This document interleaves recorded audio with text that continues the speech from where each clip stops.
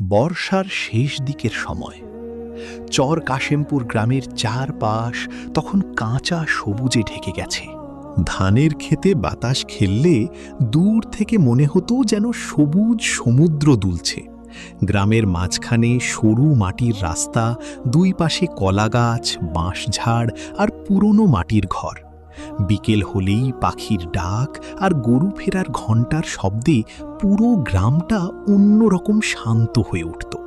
সেই গ্রামেই থাকত দুই কৃষক, একজনের নাম আব্দুল মতিন, অন্যজন রহিম। মতিন ছিল পরিশ্রমী, কিন্তু তার মনে ছিল অদ্ভুত এক অশান্তি। কারণ রহিমের জমিতে সবসময় ভালো ফসল হতো, তার আমবাগানে অন্যদের চেয়ে বেশি ফল ধরত, গরুগুলোও ছিল স্বাস্থ্যবান।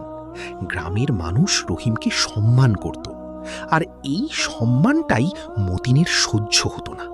সে প্রায়ই নিজের উঠানে বসে দূর থেকে রহিমের ক্ষেতের দিকে তাকিয়ে থাকত। তার স্ত্রী একদিন বলেছিল, অন্যের ভালো দেখে হিংসা করলে নিজের শান্তি শেষ হয়ে যায়। মতিন কোনো উত্তর দেয়নি, শুধু দাঁত চেপেছিল। এক বছর গ্রামের উপর ভয়ঙ্কর খরা নেমে এলো। পুকুর শুকিয়ে গেল, জমি ফেটে চৌচির।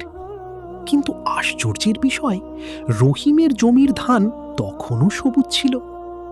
গ্রামের মানুষ বলতে লাগলো, আল্লাহ যার রিজিকে বরকত দেন তাকে কেউ থামাতে পারে না। এই কথাগুলো মতিনের বুকের ভেতর আগুনের মতো লাগত। এক রাতে সে সিদ্ধান্ত নিল, রহিমের ক্ষেত নষ্ট করে দেবে। চাঁদহীন অন্ধকার রাত, চারপাশে শুধু ঝিঁঝি পোকার শব্দ। মতিন নিঃশব্দে রহিমের ধানের ক্ষেতে ঢুকে পড়ে। তার হাতে ছিল এক বোতল বিষ। পরিকল্পনা ছিল জমির সেচের পানিতে বিষ মিশিয়ে দেবে।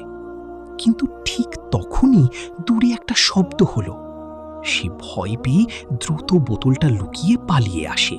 পরদিন সকাল, গ্রামে কান্নার শব্দ।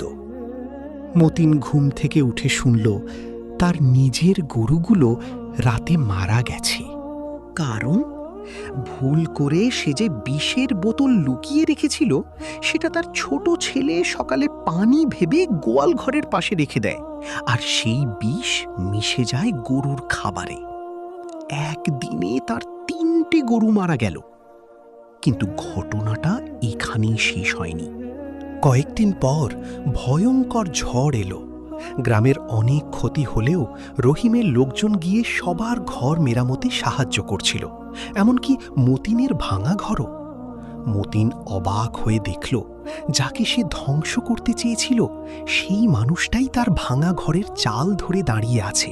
সেই রাতে মতিন প্রথমবার কাঁদে, কারণ সে বুঝেছিল রহিমের জমিতে বরকত শুধু পরিশ্রমের জন্য ছিল না, তার পরিষ্কার মনের জন্য। কয়েক মাস পর গ্রামের মসজিদের ইমাম জুমার খুতবায় বলেছিলেন, হিংসা নেক আমলকে এমনভাবে খেয়ে ফেলে যেমন আগুন শুকনো কাঠ পুড়িয়ে দেয়। মতিন তখন মাথা নিচু করে বসেছিল। তারপর থেকে গ্রামের মানুষ আর কখনো তাকে অন্যের ক্ষতি করতে দেখেনি, বরং কেউ ভালো করলে সে বলতো, আল্লাহ তাকে আরও দিক। কারণ সে নিজের জীবন দিয়েই শিখেছিল, হিংসা কখনো অন্যকে আগে ধ্বংস করে না, এটা প্রথমে পুড়িয়ে দেয় হিংসাকারীর নিজের হৃদয়। আর আল্লাহ কখনো হিংসুক মানুষকে পছন্দ করেন না। বন্ধুরা, ভিডিওটি ভালো লাগলে লাইক ও কমেন্ট করে পাশে থাকবেন। আপনাদের এক একটি লাইক আমাকে পরবর্তী ভিডিও বানাতে অনেক বেশি অনুপ্রাণিত করে। আর এমন আরও ভিডিও পেতে চ্যানেলটি সাবস্ক্রাইব করে বেল আইকনটি ক্লিক করে রাখুন। আজ এই পর্যন্তই। সবাই ভালো থাকবেন। আল্লাহ হাফিজ।